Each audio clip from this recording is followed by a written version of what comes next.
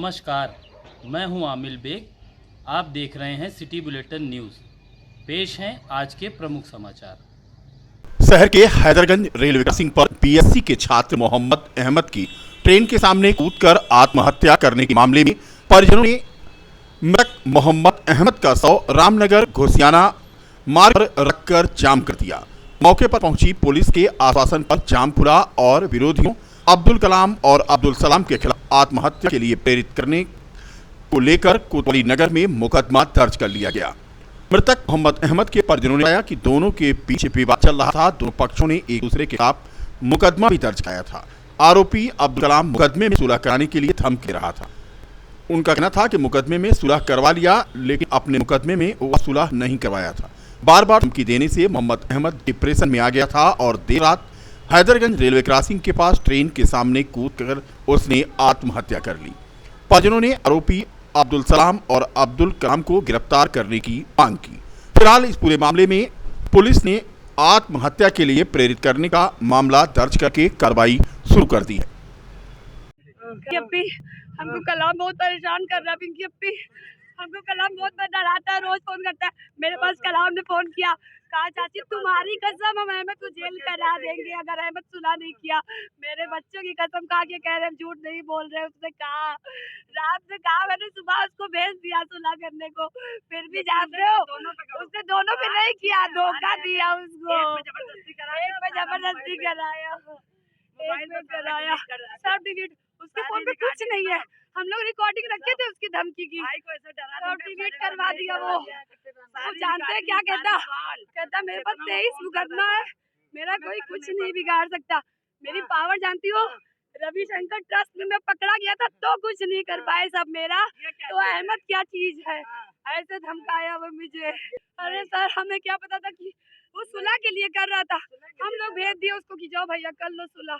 जो धमकी दे रहा है दोनों पे सुलह करो, दोनों पे सुलह करो। पर उसने सिर्फ अपने केस पे सुलह की, हम लोगों पे सुलह नहीं करवाई उसने। जो हम लोगों ने केस किया सुलह नहीं की, सब डिलीट करवा दिया।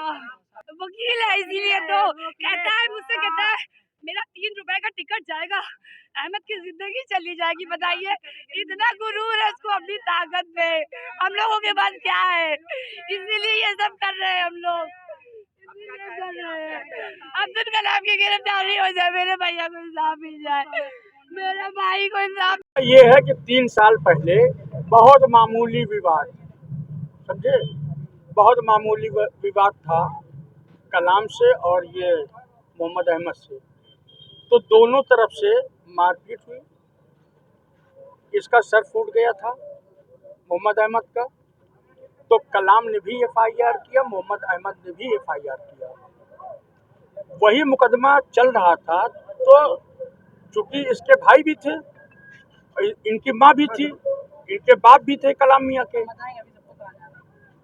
के, तो जब ये देखे कि हेड इंजरी हो गई है और मतलब हम फंस जाएंगे, तो मोहम्मद अहमद के ऊपर इन्होंने दबाव बनाना शुरू किया लगभग 4 महीने से कि सुलह करो, नहीं तो हम ऐसा कर देंगे वैसा कर देंगे, जैसा कि इनके परिवार वालों ने बताया।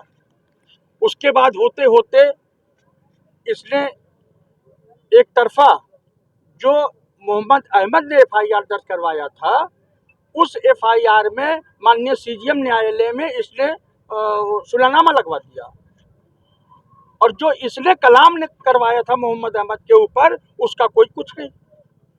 समझौता होता है तो दोनों का होता है ना, कि एक फरीक का होता है। उसकी नकल निकल रही है। सारे एविडेंस कलाम के खिलाफ हम मीडिया के माध्यम से बताना चाहते हैं प्रशासन को कि मैं दूंगा, इनके परिवार वाले देंगे, और हमारी मांग है कि इसकी अविलंब गिरफ्तारी की जाए। और जैसा कि सीओ साहब ने अभी आश्वासन दिया, इंस्पेक्टर कोतवाली साहब ने आश्वासन दिया है कि अब मतलब आप एप्लीकेशन लेकर के पहुंचिए, और मेरे ख्याल से जब मैं ये आपको ये बाइट दे रहा हूं तो एफआईआर दर्ज हो रही होगी, जहां तक मुझे आश्वासन दिया गया है।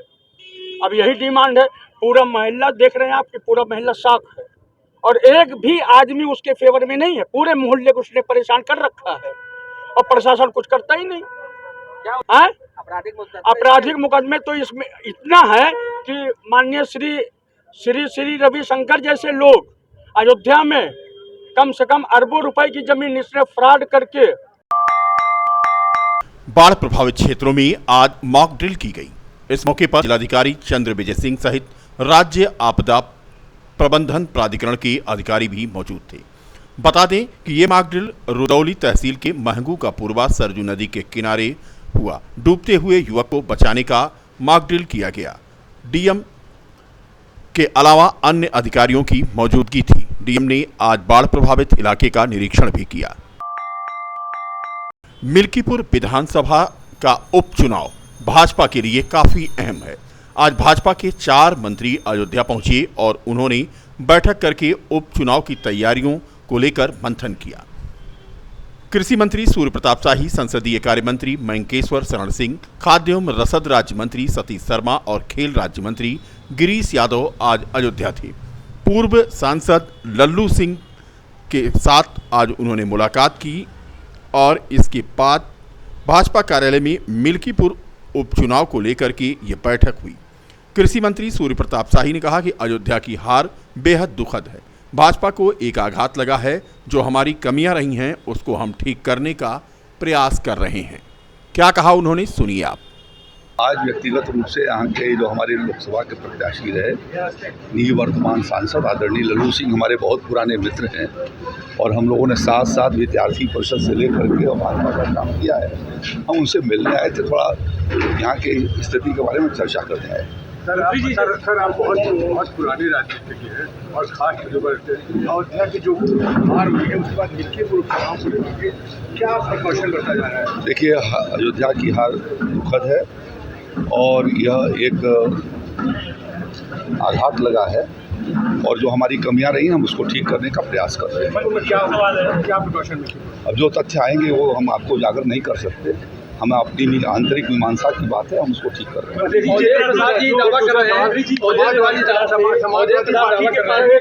समाजवादी पार्टी के नेगेटिव से कैसे निपटेंगे? इस बार फेक नेगेटिव से समाजवादी पार्टी का जो प्रोपेगेंडा है, फेक नेगेटिव फैलाना, इससे कैसे? देखिए, उन्होंने पूरी तरह से लोगों को गुमराह किया, यूपीए ने गुमराह किया। ये संविधान बदलने की उन्होंने बात किया। मैं और मेरे मित्र माननीय लल्लू सिंह जी 1975 में हम लोगों ने कितना। उत्तर प्रदेश उद्योग व्यापार मंडल के पदाधिकारियों ने आज नगर निगम के महापौर गिरीशपति त्रिपाठी से मुलाकात की और व्यापारियों की समस्या को लेकर ज्ञापन दिया। बताया कि नगर निगम के द्वारा प्रवर्तन दल जो बनाया गया है वह छोटे छोटे व्यापारियों के यहाँ पन्नी को लेकर छापेमारी करके उन्हें परेशान करता है। आज उन्हीं की समस्याओं को लेकर के ये दल नगर निगम के मेयर से मुलाकात करने पहुंचा है। प्रवर्तन दल के द्वारा व्यापारियों के साथ की जा रही समस्याएं और इसके अलावा अन्य बातों को लेकर के नगर निगम के महापौर को उन्होंने आज यह समस्या सुनाई।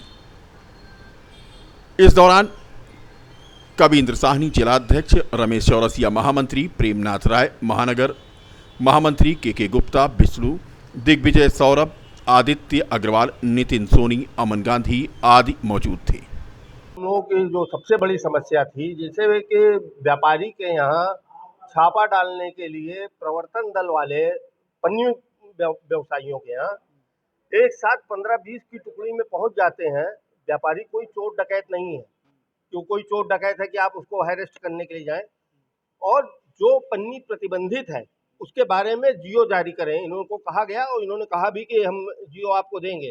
बाकी जो प्रतिबंधित है और जो और जहाँ पे बिक रही हैं या और फैक्ट्रियाँ में चल रही है उसके बारे में महापौर जी ने आश्वासन दिया है कि हम मुख्यमंत्री को इस बारे में पत्र लिखेंगे कि भाई फैक्ट्रियों को भी बंद कराने का प्रयास किया जाए। अगर पन्नी बंद हो जाएगी तो अपने आप ही यहाँ पे बिक्री उसकी खत्म हो जाएगी।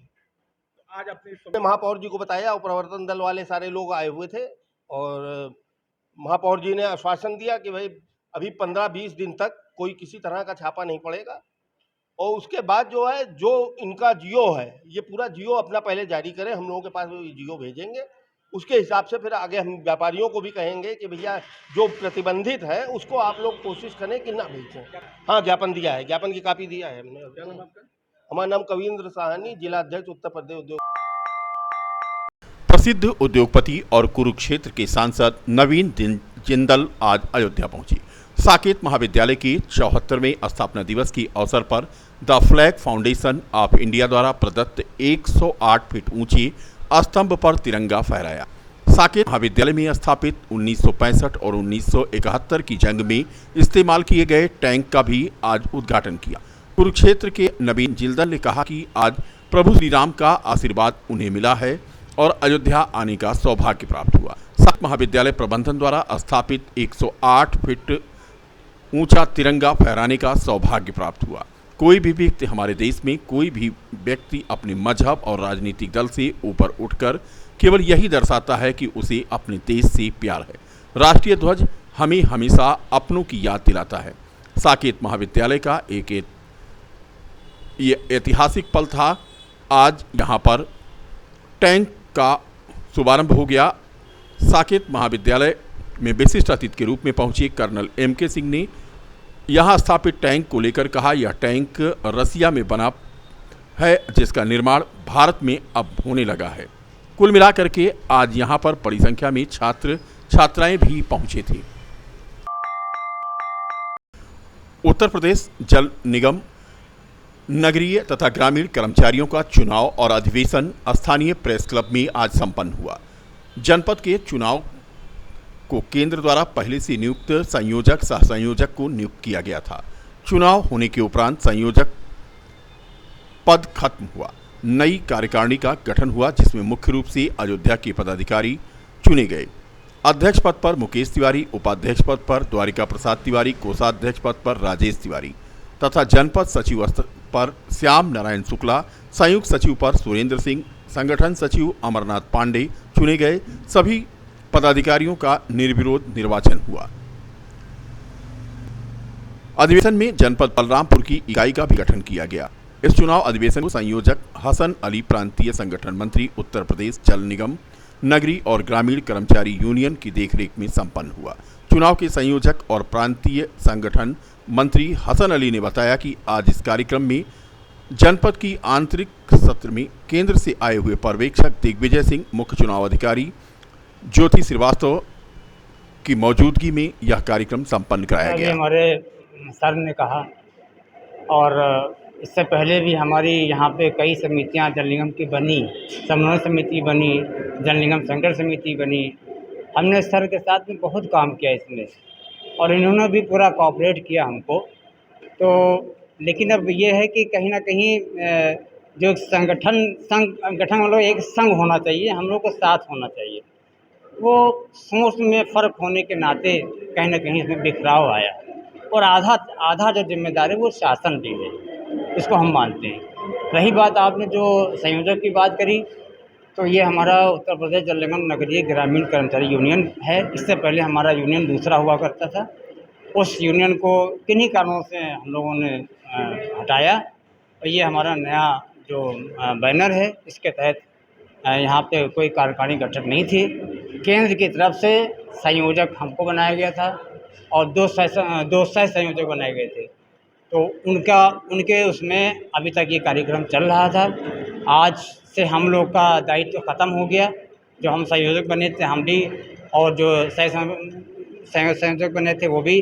अब आज से जो नई बागडोर हमने नए पदाधिकारियों को दी है, आज से अब इनकी बागडोर उनके हाथों में है। अध्यक्ष चुने गए हैं, सचिव चुने गए हैं, कोषाध्यक्ष चुने गए हैं। इन सब मिल करके इस फैज़ाबाद अयोध्या की इकाई को अच्छे तरीके से चलाएंगे, अपनी जायज़ मांगों को मनवाएंगे शासन से, हर जगह से जो उनकी जायज़ है। और हमारा, क्योंकि मैं प्रांतीय संगठन मंत्री हूँ, लखनऊ से हूँ, मुझे जिम्मेदारी यहाँ दी गई थी, तो मैंने उसका अपने विवेक से जितना निर्वहन कर पाया किया और आगे भी करता रहूँगा। और चाहूँगा कि जनपद अयोध्या की जो इकाई है वो कहीं भी पीछे ना रहे और आगे से आगे बढ़ चढ़ के हिस्सा लें।